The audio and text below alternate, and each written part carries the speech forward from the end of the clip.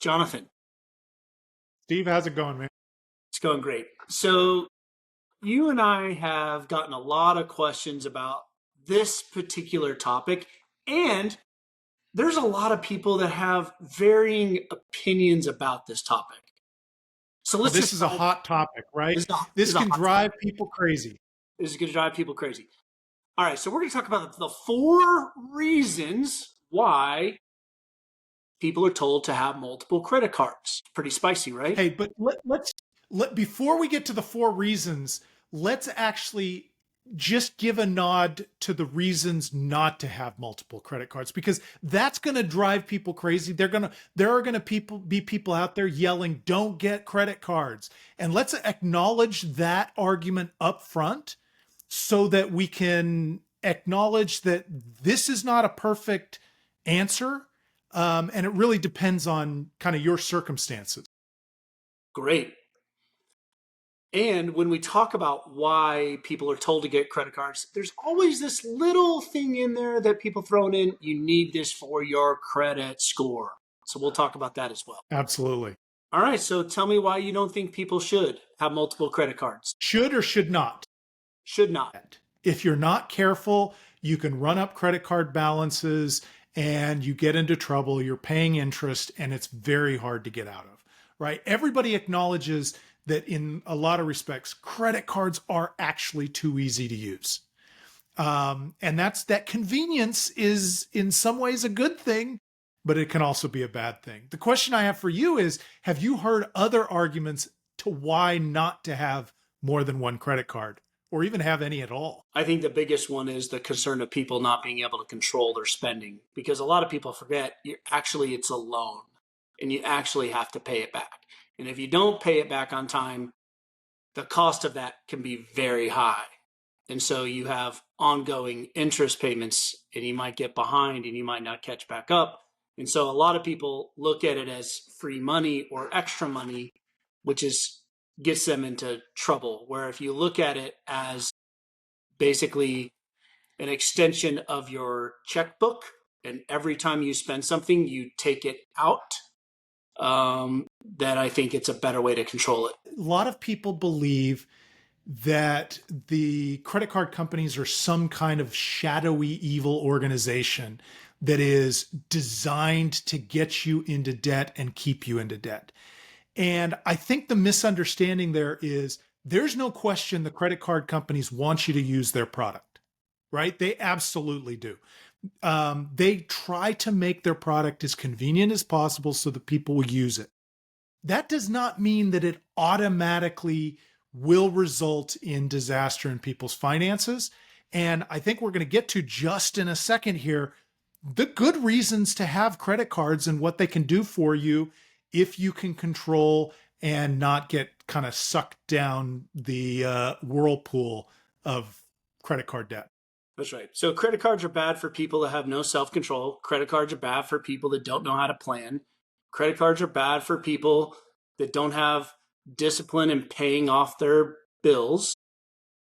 But a lot of people can, and there are benefits to having credit cards. Absolutely. And obviously one of the first benefits that we often talk about is what it can do for your credit score.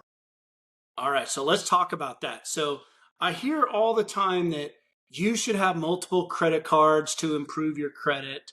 I think there are some nuances to that. And so let's talk about number one, on-time payments. Yeah, on-time payments is the single most important thing that you can do to improve your credit score. If you have a series of on-time payments, then you will have good credit. If you have a bunch of on-time payments and an occasional late payment, you're not going to have great credit. It's as simple as that. I mean, the most powerful thing you can do is to build up 36 consecutive on-time payments with no late payments, no defaults. And if you do that, you're almost certainly guaranteed to have over 700. Now, I can't say absolutely guaranteed because credit scores are incredibly complicated. But of the millions of credit files that we looked at, it is so rare to find that someone has on-time payments consistently and has a bad credit score. Okay, so I'm just going to make it simple for everybody listening to us talk. 36 on time payments. So with one credit card, that is 3 years, right? With two credit cards, that's a year and a half. With three credit cards, that is 1 year, right? That's right. An on time payment 2.5 years ago is not as significant as an on time payment within the last 6 months. And that's absolutely true of late payments. So when people are told, hey, you should have multiple credit cards to have good credit, what they really mean to tell you is you actually have to have multiple credit cards that you pay on time to have good credit. That's a really good point because it's not good enough to just have an unused card in your wallet. Now, that can do other things for your credit score, and we're going to get to that. But if you have 3 credit cards in your wallet right now, and 2 of them you've never charged on or you haven't charged on in 2 years, it's not actually contributing to your on time payments. Now, if you were to buy a candy bar on each one of those credit cards every month and just put it on automatic payment, the payment doesn't need to be $200 or $300. It can be a $3 charge on your credit card, and that counts as an on time payment. Okay, so let's talk about that. So let's just get right into number two because you said buy a credit card. So if let's talk about credit utilization and why that candy bar helps you. When you think of credit utilization is essentially how much of the credit you're given that you're actually using at any given point. And what most people don't realize is that's not a reflection of how much balance you're carrying over from month to month. In other words, if you pay off your credit card in full every month on time, your credit utilization is not zero. You'd think it would be zero because you're not carrying a balance, but it's actually whatever balance you have when the credit card reports to the credit bureau. And that means that it could be half of what your credit bill is every month or the balance is. And so if you have one credit card that has a credit limit of like $1,000, but you use about $800 every month and you pay it off because you put everything on your credit card in order to maximize points, what you're doing is you probably have a credit utilization of somewhere between 50%, 80%, depending on the bad luck in terms of when they report.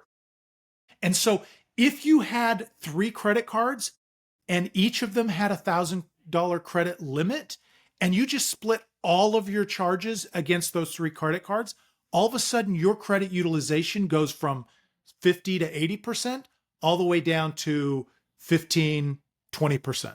And what's the magic number to help you improve your credit score? The beautiful thing is that people talk about the magic number being 30%. There is no data to support that being a magic number. The reality is when we looked at Wait. So you believe you have the data. Can you tell everybody why you think you know? Yeah, we studied millions of anonymized credit files to start to look at what's actually impacting it. And we found that there's an actual linear relationship You're between. telling me you didn't just learn this on ChatGPT? Yeah, and we didn't just read blogs either. We actually studied the actual credit files to see where people were in their credit journey.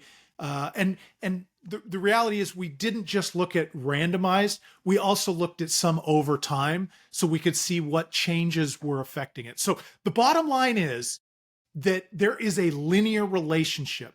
As your credit utilization drops, credit scores improve. Regardless of whether you drop your credit utilization from 90% to 80%, your credit score should improve just as much if you drop your credit utilization from 30% to 20%. And that's why it does not matter if you can improve your credit utilization at all. It should improve your credit score. Okay, so right now we've talked about the two main reasons of on-time payments. We've talked about credit utilization. Now let's talk about the more subtle like nuances. And one of these is we've been told by many people this is not a reason to have a card. But we're going to talk about it because for some it is, especially if you can control your spending and you can budget appropriately. All right, let's talk about number three. Third reason on here is because if you have more than one credit card, you have backup. Let me give you a personal experience of why backup matters. I was invited to a basketball game. I went to the basketball game. I had cash. I had a credit card. I thought I was going to be able to pay cash. I walk in, I go to the counter, and guess what was up on the counter? No cash accepted. If I hadn't had my credit card or my debit card at that time, I might not have been able to get the food that I wanted to enjoy at the game. And so cash is not always an option. A debit card is always an option, but we'll save debit cards for another conversation. And the difference between debit cards and credit cards. But if my credit card hadn't worked and I didn't have my debit card, I wouldn't have had back. It is actually more complicated than that, in the sense that I've been at the counter before and found that my card was declined because my card had identified fraud alerts from some purchases in Belarus or something like that.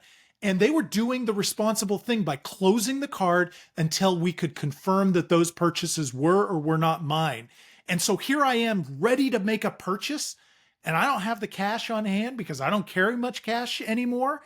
And if I did not have another credit card, then I would have to get on the phone or abandon that purchase, try to resolve the situation. And that's, when you're in line to make a purchase, that's not a great time to try to figure out which of your charges are fraudulent and which ones aren't. And if they are fraudulent, they're not going to turn the card back on for you immediately. They're going to issue you a new card because that number has been compromised. So it's always nice to have at least a second card, because it gives you the flexibility of knowing that you're in okay position if something happens. All right, that's a great one. All right, so let's talk about number 4, which for a lot of people, this can be a lot of fun.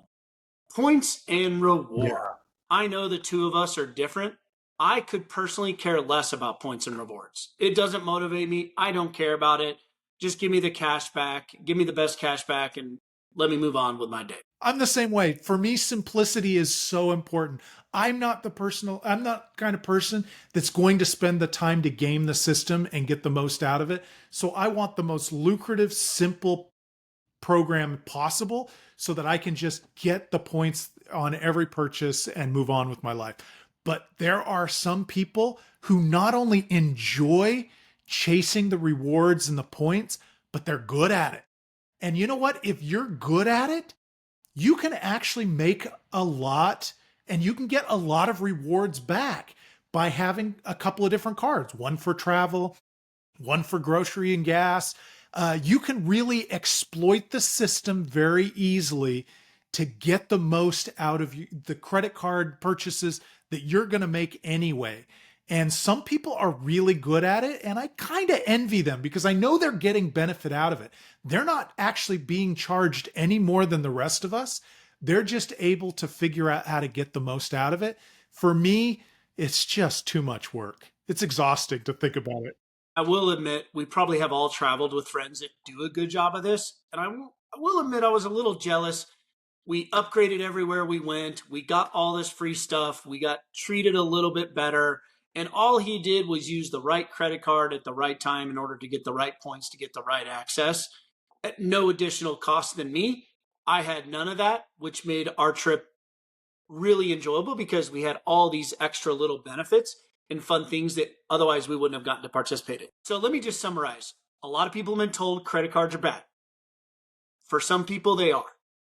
For those that they aren't, it is a great way to build your credit. We talked about the 2 main areas for helping you build your credit: on-time payments and credit utilization. And then we gave you 2 other reasons why credit cards can be also a good asset for you for backup. And the last being rewards and points. And for Jonathan and I, our big reward is just give us our cash back at the highest percent, please, and move on about your day. That's right.